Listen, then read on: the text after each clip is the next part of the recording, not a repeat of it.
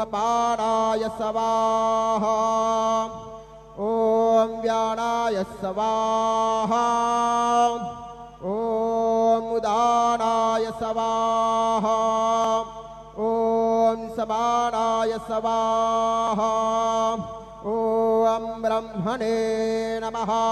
नैवेद्यमध्ये पानीयं समर्पयामि पुनर्नैवेद्यं निवेदयामि। ॐ प्राणाय स्वाहा ॐ अपानाय स्वाहा ॐ व्यानाय स्वाहा ॐ उदानाय स्वाहा ॐ समानाय स्वाहा ॐ ब्रह्मणे नमः।